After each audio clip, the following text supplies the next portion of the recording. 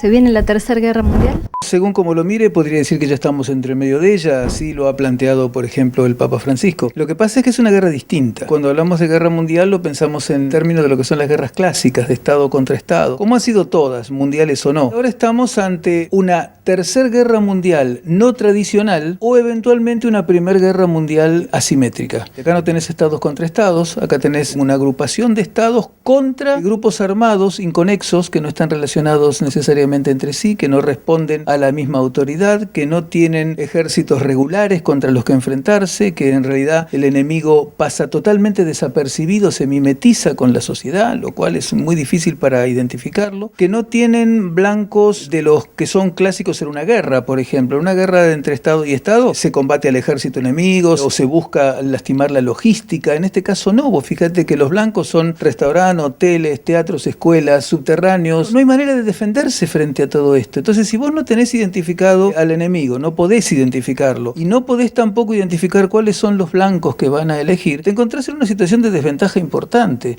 To the extent that our societies experience divisions, whether ethnic, religious or economic, all men and women of goodwill are called to work for reconciliation and peace, forgiveness and healing, in the work of building a sound democratic order, strengthening cohesion and integration, tolerance and respect for others, the pursuit of the common good must be a primary goal.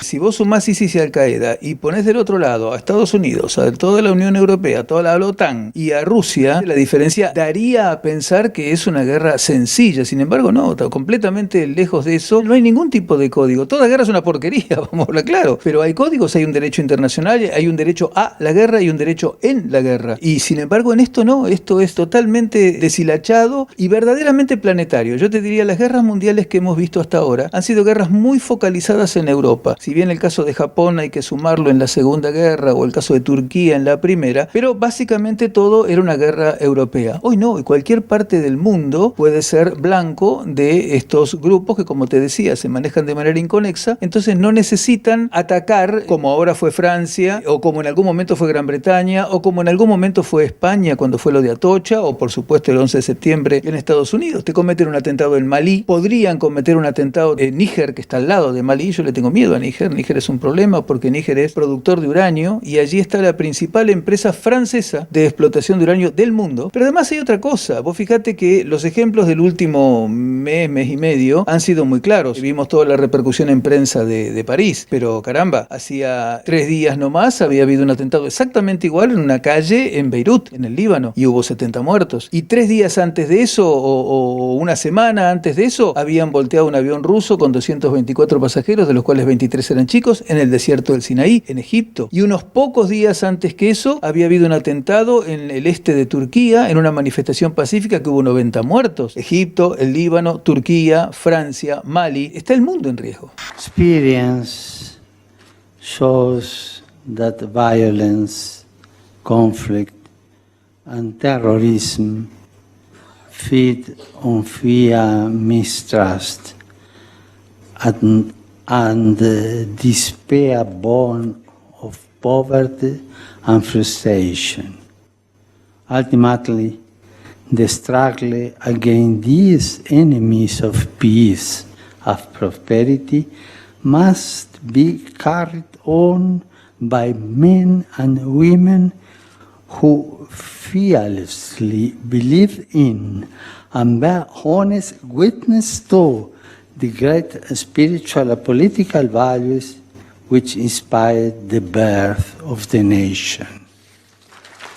Estos grupos terroristas, muchos los denominan también mercenarios, que pueden estar pagados por quienes tienen intereses en la región. Dentro de los grupos terroristas hay mercenarios. Esto es así, gente pagada, de hecho, sobre todo en ISIS, mucha más. A estos grupos se les juntan los takfiristas egipcios, algunos de ellos son pagos. A ese les juntan los naxalitas, que son pakistaníes. Se les juntan chechenos. Por eso es que Rusia está también muy interesada en combatir a ISIS, porque los chechenos los tienen adentro de Rusia. Se le han juntado europeos que cobran. Se ha juntado gente del Chad. El Chad es un país donde no va a ser la primera vez que generan mercenarios. Toda la guerra, desde hace, por lo menos desde 2003, lo que sería la Segunda Guerra del Golfo, ya los grupos mercenarios son parte integrante de todo tipo de guerra. En Occidente hay grupos específicamente armados y financiados que están disfrazados como sistemas de seguridad, pero que son realmente grupos de combate. Por ejemplo, Blackwater es la empresa destinada a la guerra más importante del mundo. Fortunas mueven y ellos tiran para el lado que les pague. ¿Cuáles son los intereses internacionales que hacen que un país pueda ser atacado y en el cual pueda manejarse grupos mercenarios de esta naturaleza como Siria? Convengamos que muchos de estos integrantes de estos grupos no son mercenarios, creen firmemente en sus objetivos. A los efectos de poder llevarlos adelante, muchas veces contratan, sí, efectivamente, mercenarios. Ahora, en el caso particular de, por ejemplo, Latinoamérica o el caso de la Argentina, yo realmente no los veo como blancos del tipo de los atentados que se han cometido hasta ahora. Porque, como primera medida, acá la comunidad árabe que ha venido al continente y especialmente a la Argentina, la sirio-libanesa, es una comunidad muy pacífica, que se ha integrado muy bien con la sociedad, que se ha mimetizado, realmente es difícil encontrar diferencias, que están muy molestos justamente con lo que están haciendo estos grupos porque les genera muy mala prensa. Entonces, en ese sentido, yo creo que no habría mayores problemas. Esta gente busca impacto mediático. Realmente viven el terrorismo como eso, como la idea de generar pánico. El miedo es un fenómeno absolutamente natural. Entonces, lo que esta gente hace es la explotación consciente, sistemática y deliberada de ese fenómeno natural que es el miedo. Ellos el miedo lo quieren generar fundamentalmente en los Estados Unidos, en Europa, eventualmente en el caso de los chechenos en Rusia, y esa inseguridad que también se transforma en ingobernabilidad, pero esos son los blancos predilectos de ellos. En el tratamiento de la información vemos ciudadanos de primera y ciudadanos de quinta. Si mueren inmigrantes no pasa nada y pueden ser cientos y cientos. Y pasa en Francia y bueno, es un escándalo mundial. Efectivamente es así, por eso duele. Uno vio en Facebook que inmediatamente que había pasado lo de Francia, pusieron la banderita para que todo el mundo subiera. Nunca pusieron la banderita del Líbano, nunca pusieron la banderita de Rusia cuando fue lo de los aviones, nunca pusieron la turca cuando mataron 100 personas, nunca pusieron la de Siria, que tiene 300.000 muertos. A ver, es la primera bandera que tiene que aparecer, la de Siria. Me espanta ver que con 300.000 muertos y 6 millones de desplazados, nadie se preocupe por el futuro de Siria, por el presente de Siria, no haya sido realmente una imagen emblemática de lo que es el desinterés internacional cuando se exceden de las fronteras de los Estados Unidos o de Europa. Eso la verdad que da mucha bronca.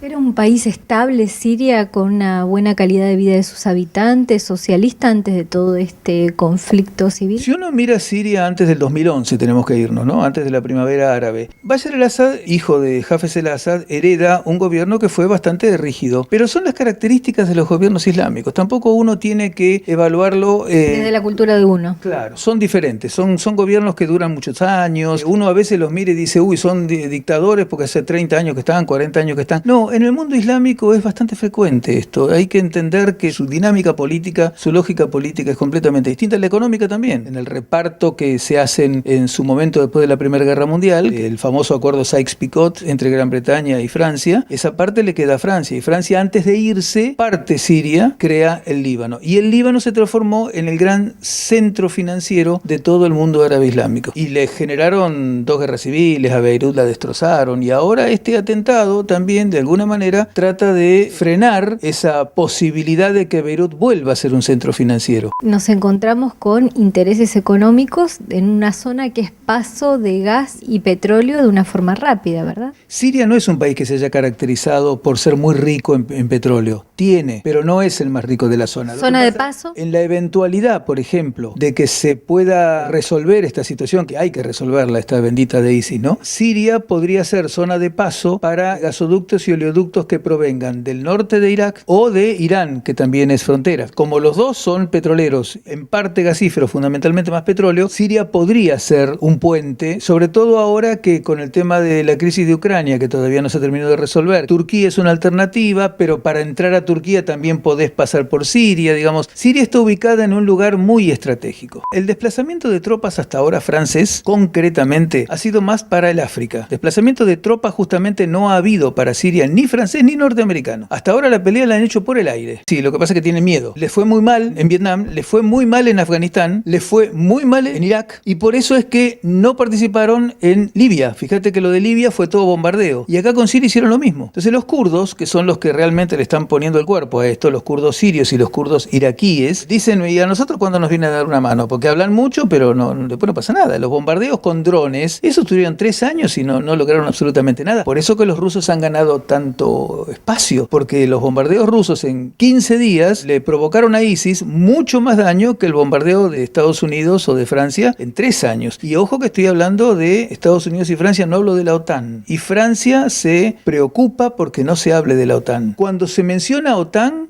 los rusos se enojan. Y tienen razón, porque la OTAN, cuando termina la Guerra Fría, en 1990 debió haber desaparecido, junto con el Pacto de Varsovia. Y los norteamericanos y los europeos dijeron, no va a desaparecer, pero no nos vamos a expandir ni una pulgada. Yo tengo el documento. Se comieron toda Europa. Y justamente el problema con Ucrania fue cuando quisieron incorporar Ucrania a la OTAN. Entonces los rusos no quieren saber nada. Entonces, como los franceses necesitan a los rusos, dicen que van a pelear ellos, no la OTAN. Y de última los norteamericanos, pero no la OTAN. No quieren ni mencionar a la OTAN porque los rusos se van a abrir. Y los necesitan. Los que realmente están combatiendo hoy a ISIS son los rusos. Sin ninguna duda de eso. Sorprende, ¿no? Que tanto rechazo a los inmigrantes, a los refugiados, y fueron ciudadanos europeos los que realizaron estos atentados. Y algunos son europeos, sí, porque hace muchos años que están. Los mandaron a buscar en su momento. Europa tiene un serio problema demográfico. Tiene muy pocos nacimientos. Si vos no tenés hijos, ¿de dónde sale la población económicamente activa? Entonces ellos llamaron inmigrantes y fueron muchísimos. Después, cuando viene la crisis financiera y empieza la debacle en el comercio internacional, se quedaron sin capacidad para producir, ahí faltaba empleo, fueron a los primeros que echaron. En parte de los que echaron son los que armaron la primavera árabe. Desde que los llamaron hasta hoy tenemos que hablar de 30 años atrás. Así que hay gente que tiene hijos que han nacido en Europa. Algunos hasta tienen nietos que han nacido en Europa. Tienen el documento europeo. Muchas gracias, Rodolfo. Gracias a vos, preciosa.